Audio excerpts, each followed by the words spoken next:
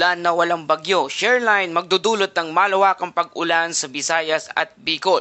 Magandang araw Pilipinas, ito ang Pilipinas Weather ngayon. Narito na ating update sa panahon. Kung bago ka lang sa ating channel, please like, share, and subscribe para lagi kang updated sa panahon. Salamat sa iyong suporta. Mga kababayan, magandang araw sa inyong lahat ngayong araw ng Lunes, February 23 na po tayo. Narito na ang pinakabagong update sa lagay ng panahon, isang malawak na area ng convection o kumpul ng thunderstorm sa silangan ng Pilipinas. Ang patuloy na nagdadala ng malalakas na pag-ulan lalo na sa Eastern Mindanao kung saan nakapagtala na ng record na rainfall sa ilang lugar. Sa kasalukuyan, ang sistemang ito ay unti-unting umaangat pahilaga at ngayong araw ay patuloy na nakakaapekto sa Eastern Visayas. Sa mga susunod na 24 oras hanggang 48 hours, inaasahan itong lalapit sa Bicol Region ngayong araw ng Lunes hanggang sa Martes. Mga kababayan, mahalagang linawin po natin hindi ito bagyo at hindi rin ito low pressure area.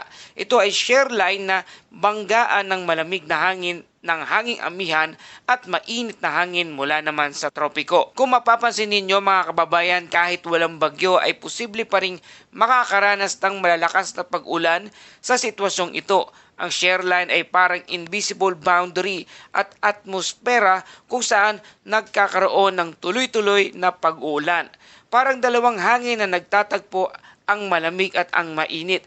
Kapag nagbanggaan, nagbubunga ito ng makapal na ulap at tuloy-tuloy na pag-uulan. Dahil dito, sa Eastern Mindanao, Eastern Visayas at Bicol ay nasa direktang linya ng malawakang pag-ulan na tuloy-tuloy na mararanasan sa mga lugar na yan. Sa ating mga kababayan, hindi na bago ito sa ating bansa ang ganitong sitwasyon. Maraming pagkakataon sa nakaraan na kung saan ang shear line ay nagdudulot ng malawakang pagbaha kahit wala namang bagyo, lalo na sa tuwing amihan season.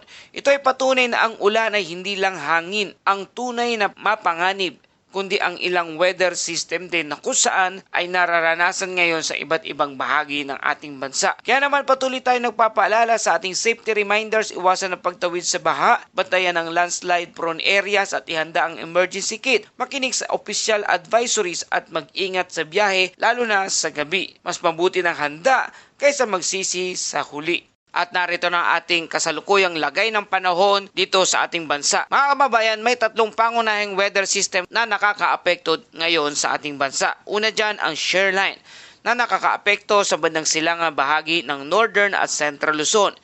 Pangalawa, ang northeast monsoon o hanging amihan na nakakaapekto naman sa bandang hilagang Luzon. At ang easterlies na nakakaapekto sa natitirang bahagi ng ating bansa. Mga kababayan, ang kombinasyon ng mga sistemang ito ang nagdadala ng ulap at pag-ulan at pabago-bagong kondisyon ng panahon sa iba't ibang rehiyon. At narito ang mga lugar na may malalakas na pag-ulan makakaranas sa bandang Cagayan, Isabela at Aurora. Ang lagay ng panahon ay maulap na kalangitan na may kalat-kalat na pag-ulan at isolated thunderstorm. Dulot ito ng shear line. Ang posibleng epekto ay biglaang pagbaha at pagguho ng lupa sa bulubunduking lugar. Ang shear line ay ang banggaan ng malamig na hangin mula sa hilaga at mainit na hangin mula naman sa silangan. Kapag nagtagpo ang dalawang ito, nabubuo ang makapal na ulap at nagdudulot naman ito ng tuloy-tuloy at minsan ay malalakas na pag-ulan sa ilang mga lugar. Sa lugar ng Quezon Province, maulap na kalangitan na may kalat-kalat na pag-ulan at thunderstorm. Dulot naman po ito ng easterlies. Posibleng epekto ay ang flash flood at landslide sa matataas na lugar. Ang easterlies ay mainit na mahalumigmig na hangin mula sa karagatang Pasipiko. Ito ang karaniwang dahilan ng biglaang thunderstorm lalo na sa silangang bahagi ng ating bansa. Sa mga lugar naman na may banayad na panahon sa lugar ng Ilocos Norte, Apayao, Batanes at Babuyan Island, bahagyang maulap hanggang maulap na kalangitan na may possible isolated light rains. Dulot naman ito ng hanging amihan. Walang inaasang malaking epekto sa mga lugar na yan. Sa Metro Manila at sa titirang bahagi ng ating bansa, bahagyang maulap hanggang maulap na kalangitan at may possible isolated rain shower o thunderstorm. Dulot ito ng easterlies at ang posibleng epekto nito ay biglaang pagbaha kung may malalakas na thunderstorm. Sa maraming bahagi ng ating bansa, lalo na sa hapon at gabi, maaring makaranas ng panandaliang pag-ulan dahil naman ito sa localized thunderstorm. thunderstorm. At para sa hangin at kondisyon ng ating karagatan sa hilaga at silangang bahagi ng ating bansa, ang hangin ay katamtaman. At ang direksyon nito ay sa silangan hanggang hilagang silangan na may alon na katamtaman mula 1.2 hanggang 2.5 metro ang taas. Natitirang bahagi ng ating bansa, ang hangin ay mahina hanggang sa katamtaman at ang direksyon nito ay silangan hanggang hilagang silangan na may alon na bahagyang katamtaman mula 0.6 hanggang 2.1 metro ang taas. Mga kababayan, mag-ingat pa rin sa paglalayag lalo na sa silangang baybayin kung saan may mas maalon ang karagatan. Sa ating temperatura, pinakamababang temperatura ay 24.2 degrees Celsius at ang pinakamataas naman ay 29.4 degrees Celsius. Nananatiling maalisangan at mahalumigbig ang panahon sa maraming lugar.